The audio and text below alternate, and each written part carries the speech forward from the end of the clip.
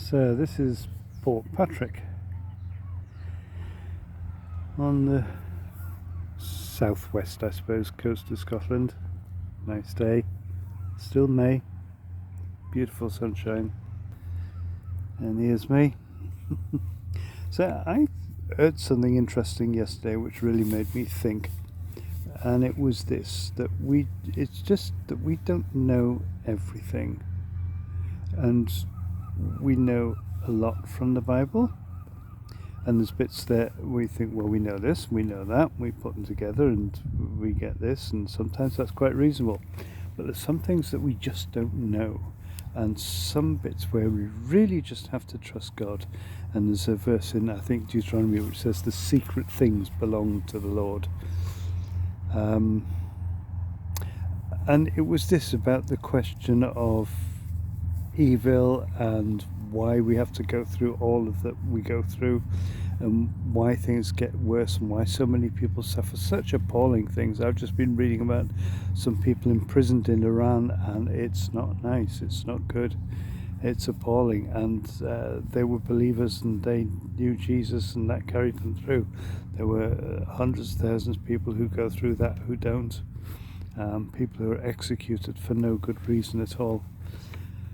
And the question is why, and then why is Satan allowed to do what he wants to do if God is all powerful, and so on.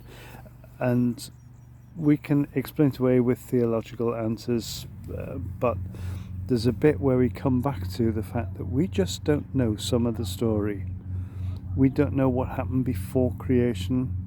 We don't know the interaction. We know that God is all powerful, we know that God wins in the end, but there's bits we don't know, and we just have to trust him that he knows, and that he knows what he's doing, and that the way that he is doing things is the only way to get this resolved once and for all.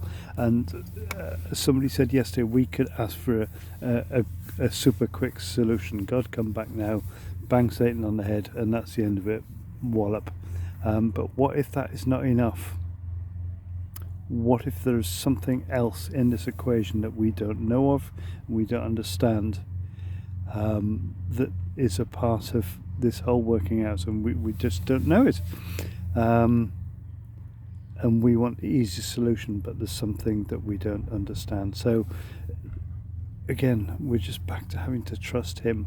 And when we think, well, I don't know, this is just too hard, scratch head, the one thing that brings us back to, yes, we can trust him, is the cross.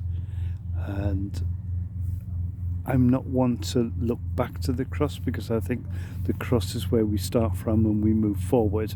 But the cross, there's so much in there that is powerful and effective. And one of the things is that there you have God who becomes man, who goes through all that, allows evil men to put him to death on our behalf. And was there ever such love as this?